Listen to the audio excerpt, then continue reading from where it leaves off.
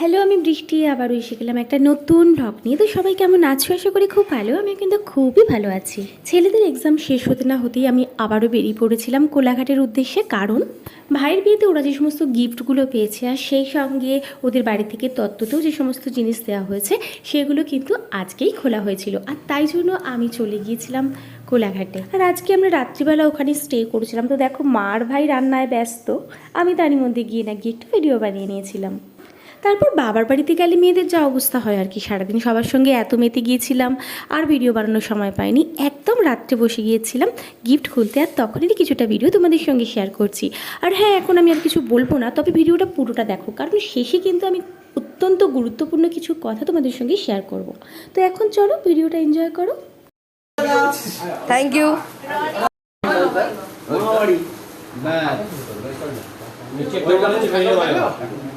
নিচেটা দেখো, মনে হচ্ছে মেয়ে মারা এই সাইড না মেজো মাসি না মেজো মাসি বড় মাসি দিয়েছে মেজো মাসি দেখবে কিছু বলি মুন্না वाला খুশি হয়ে যাচ্ছে খুলতে পারে রাখলাম একটা জামা খুব দেখতে সুন্দর মায়ের পছন্দ ওটা দিয়েছে।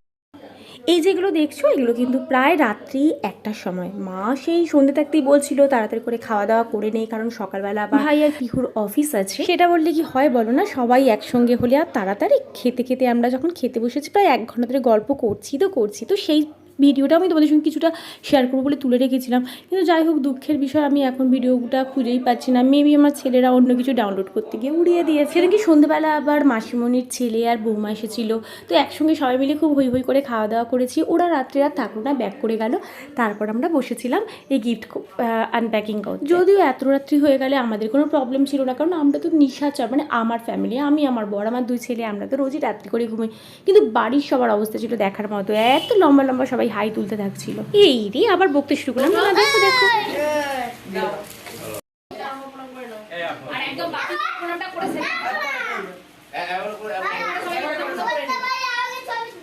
আমাদের আবার করে না, আমাদের আগে দিয়ে দেবে তখন। ওরা কাকা দিয়ে খালি মিনিট করে কথা বলবে এটা কত টাকা? এটা কত? 12 টাকা। সেইটা কাকিমা। আচ্ছা, কাকিমা রাখছে এরা। জেঠিমা ওইখানে। তো এই ছিল আজকের আমার ভিডিও। তো সেরকম ভিডিওটা হয়তো স্পেশাল কিছু না, কিন্তু তোমাদেরকে যেটা বলেছিলাম যে পরে তোমাদের সঙ্গে কিছু কথা আমি শেয়ার করবো, তো চলো এখন সেটাই তোমাদের সঙ্গে শেয়ার করি। আমার কাছে কিন্তু এই ভিডিওটা বা এই দিনটা আমার কাছে খুবই স্পেশাল। এবার বলো কেন? কেন কি দেখো, ওদের বিয়েটা হয়েছিল, তো তারপর কিন্তু আমি গিয়েছিলাম প্রায় 10-12 দিন পরে। তখনও পর্যন্ত কিন্তু গিফটটা ওরা কেউ খুলেনি, এত গিফট তত্ত্বের জিনিসপত্র কেউ খুলেনি। এবং সবথেকে বড় কথা, দেখো, আমার মা বাপির কথাটা মেনে নিলাম যে মা বাপি আমি তার মেয়ে হই, ঠিক আছে। ভাইদের কথাটাও মেনে নিলাম যে চলো ঠিক আছে।